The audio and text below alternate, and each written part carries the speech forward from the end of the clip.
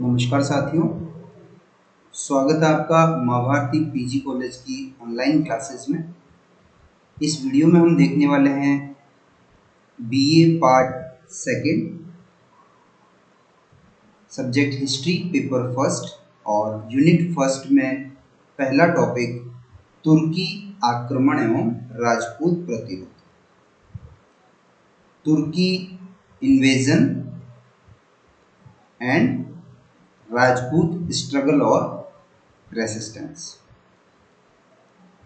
चलिए शुरू करते हैं। इससे पहले हम दो वीडियो देख चुके हैं और पिछले वीडियो में हमने देखा राजनीतिक कारण क्या रहे तुर्कों की भारत विजय के और धार्मिक कारण क्या रहे। इस वीडियो में हम देखने वाले हैं तुर्की आक्रमण के भारत में सफल होने के सैनिक कारण क्या रहे। तो चलिए शुरू करते हैं सैनिक कारणों के साथ।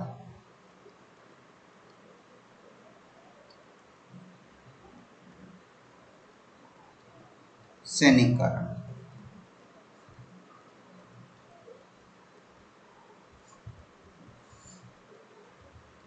सबसे पहला कारण रहा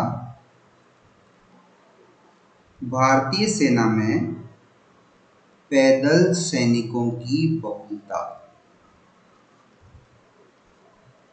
पैदल सैनिकों की बहुलता मतलब जो राजपूत राजा थे, भारतीय राजा थे, उनकी सेना में पैदल सैनिकों की संख्या सबसे ज्यादा होती थी।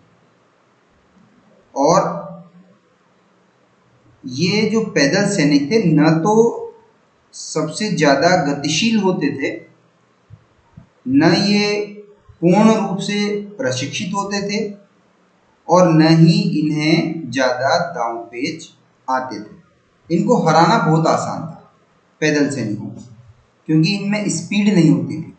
क्योंकि घुड़सवार अगर होगा तो वो एक स्थान से दूसरे स्थान पर तीव्र गति से पहुंच जाएगा, शत्रु पर तीव्रता से प्रहार कर पाएगा।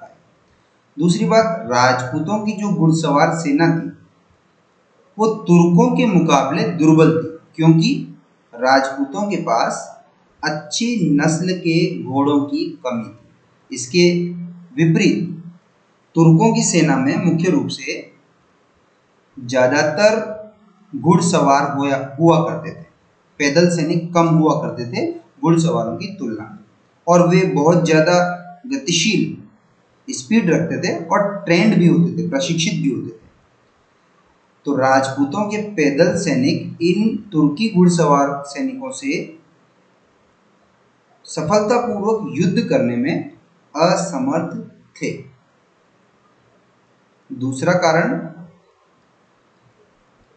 राजपूतों के पास स्थायी सेना का अभाव था। स्थायी सेना नहीं थी। आप देखिए, इल्तुतमिश ऐसा पहला सुल्तान था जिसने हश्म ए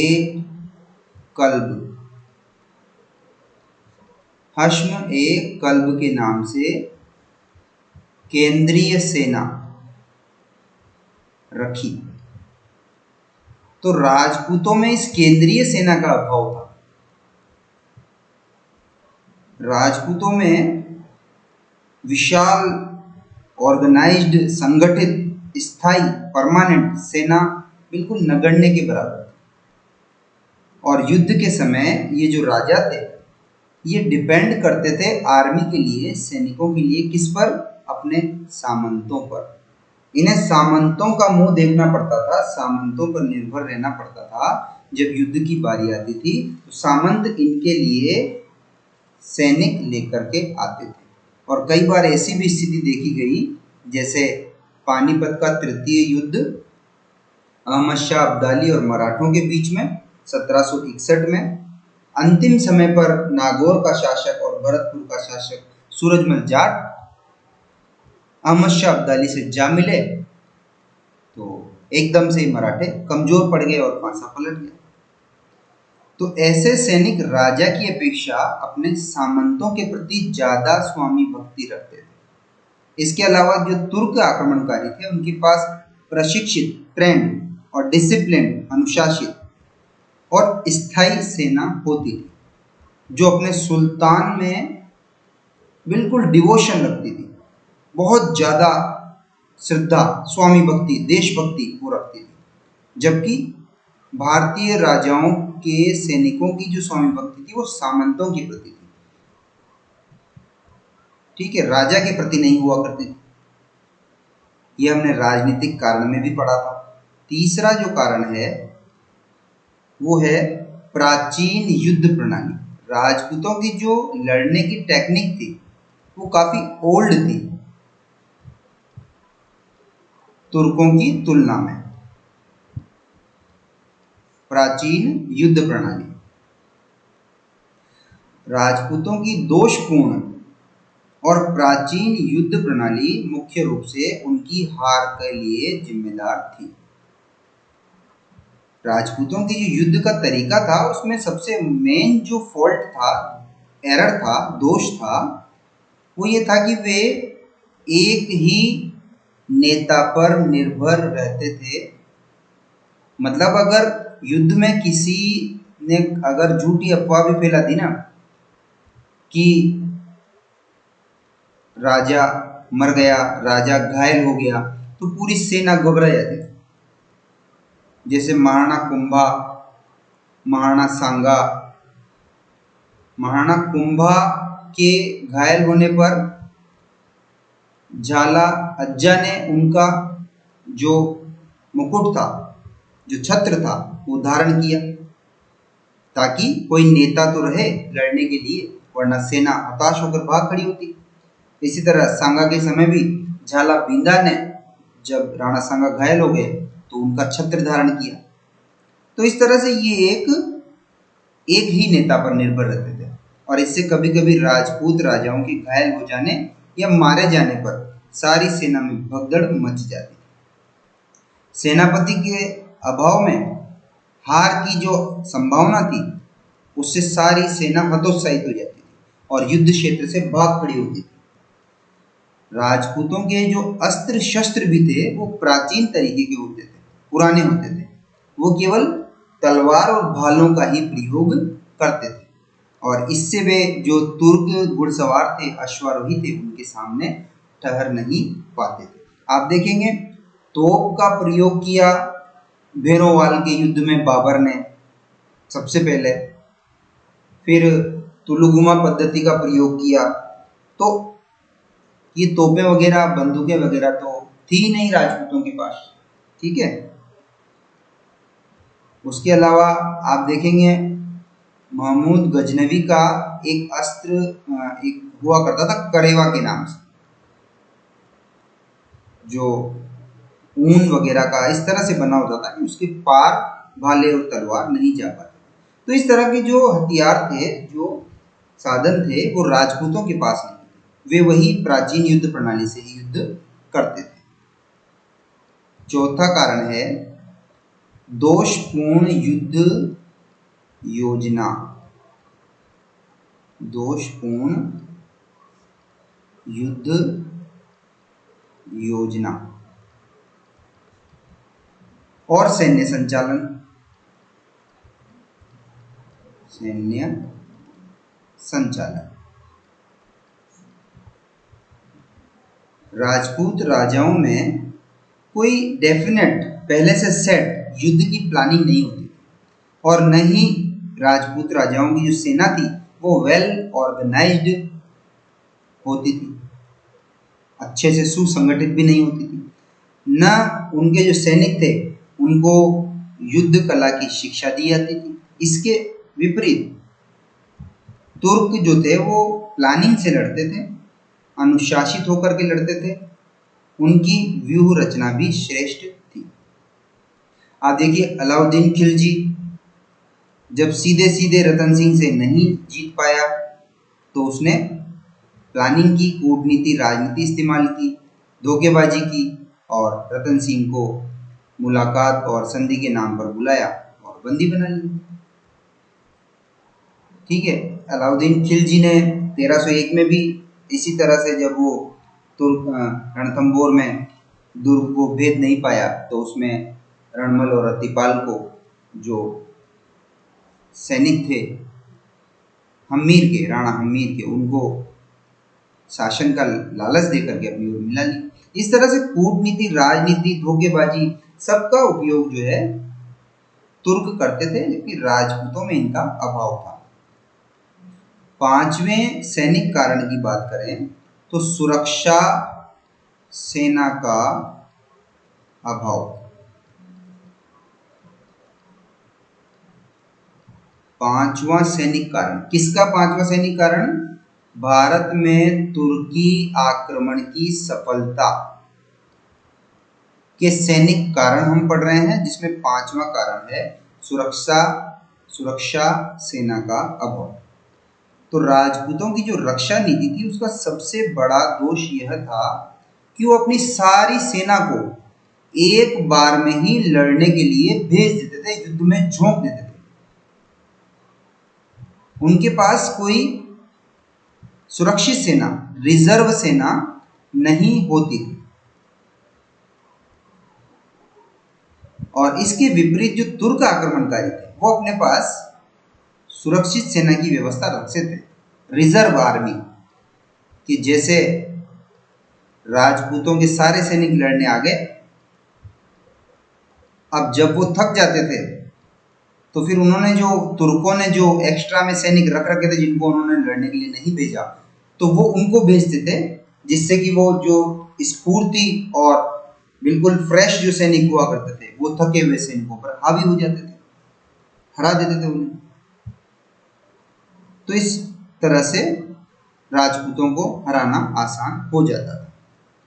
छठा कारण है, सैनिक कारण, राजपूतों की हाथी सेना की दुर्बलता। राजपूतों के पास हाथी हुआ करते थे। अब हाथियों का जो मूवमेंट है वो थोड़ा कम होता था घोड़ों के बनिस्पत, ठीक है।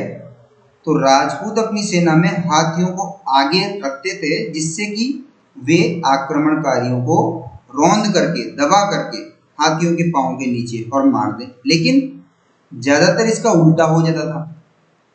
जब हाथी जो युद्ध में चोटें लगती थी, मारकाट होती थी, उनके ऊपर भाले वगैरह लग जाते थे, तो उससे वो बिल्कुल विचलित हो जाते थे, व्याकुल हो जाते थे और बिगड़ जाते थे, और उल्टे पीछे मुड़कर अपने ही सैनिकों को रौंदने, मारने लग जाते थे।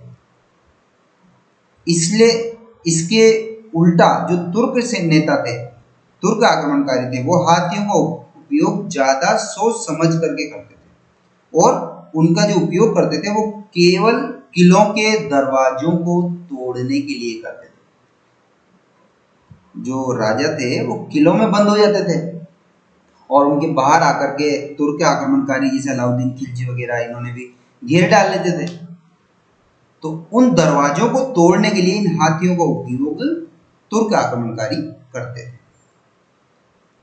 आगे बात करें तो उच्च आदर्शों में विश्वास। राजपूतों का उच्च आदर्शों में विश्वास था। ये एक नेगेटिव बात हो गई राजपूतों में भी। राजपूतों का जो युद्ध संबंधी सोच थी, विचार था, दृष्टिकोण था, वो आदर्शवादी था। मतलब गलत नहीं करना, भागते हुए को नहीं मारना, निहत्थे सैनिक को नहीं मारना, हथियार जिसके पास नहीं है उसको नहीं मारना, पीछे से वार नहीं करना, ठीक है। और वे हारे हुए शत्रु को ज्यादा नुकसान नहीं पहुंचाते थे। भाई हार गया वो बस बहुत है, और उसे जान बचाकर भाग जाने का मौका देते थे। जैसे आप देखिए 1191 में पृथ्वीराज चौहान ने मोहम्मद गोरी को हरा दिया था, लेकिन मारा नहीं, उसे भाग जाने दिया, उसका पीछा करके उसके पकड़ा नहीं, ना उसको मारा। और फिर बाद में वही मोहम्मद गोरी आया और 1192 में पृथ्वीराज चौहान को हरा करके मार दिया। तो अगर 1191 में पृथ्वीराज चौहान उसे मार देता तो वो वापस इतिहास नहीं बदलता, मुस्लिम साम्राज्य की स्थापना नहीं होती। तो तुर्क मुसलमान गलत और सही नहीं देखते थे, वो बस अपना उद्देश्य रखते थे, जीत, विजय।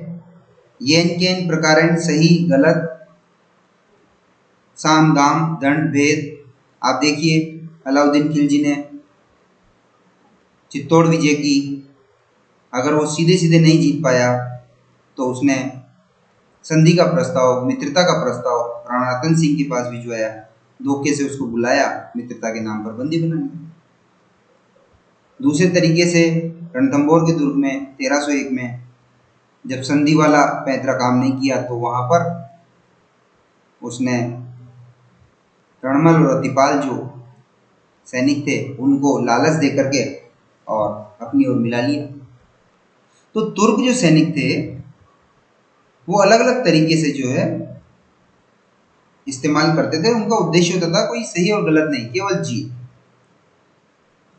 कभी कभी वो तालाबों व नदियों में गाय का खून मिला देते थे, और जब उनकी सप्लाई दुर्गों में होती थी जिनमें राजपूत बंद हुआ करते थे, अपने आप को बंद कर लेते थे, तो पानी की सप्लाई, उसको वो पानी को पी नहीं पाते थे, पानी की सप्लाई बंद होते उन्हें बाहर आना पड़ता था। ठीक है, तो ये कारण हो गया। उसके बाद अगला का सैनिक कारण है गुप्तचर व्यवस्था का अभाव। गुप्तचर व्यवस्था का अभाव मतलब राजपूतों की जो गुप्तचर व्यवस्था थी वो दोषपूर्ण थी, त्रुटिपूर्ण थी, कमी थी उसमें। वे अपने शत्रुओं की जो गतिविधियां थी उनको, उनकी कमजोरियों को जानने के लिए प्रभावशाली कदम नहीं उठाते थे। जैसे आप देखिए 1544 में सुमेलगिरी का जो युद्ध हुआ उसमें सारे राजपूत सैनिक सोए हुए थे, और सो करके जब उठे सुबह और दिनचर्या के कामों में लगे हुए थे तब आक्रमण किया शेरशाह सूरी ने। तो ये सब गुप्तचरों के माध्यम से पता करवाया कि कौन सा समय उपयुक्त रहेगा जब सैनिक व्यस्त रहेंगे और लड़ने की स्थिति में नहीं रहेंगे। तो ये पैंतरे राजपूत सैनिक नहीं अपनाते थे, वे अपने शत्रु के बारे में ज्यादा जानकारी, गहन जानकारी इकट्ठा नहीं करते थे। तुर्की आक्रमणकारी इस बारे में बहुत सतर्क थे। वे राजपूत राजाओं की जो कमियां थी, दुर्बलताएं थी और उनकी गतिविधियों के बारे में जानकारी प्राप्त करने की कोशिश करते थे उत्तम गुप्तचर व्यवस्था के माध्यम से। उसके बाद अगला कारण देखें तो राष्ट्रीय उत्साह का अभाव। मतलब राजपूत सैनिकों में जो देशभक्ति की भावना थी वो इतनी प्रबल नहीं थी जितनी तुर्कों में थी। राष्ट्रीय उत्साह का अभाव, क्योंकि भारतीय जनता ये जानती थी कि युद्ध करना राजाओं का काम है, उनका नहीं है।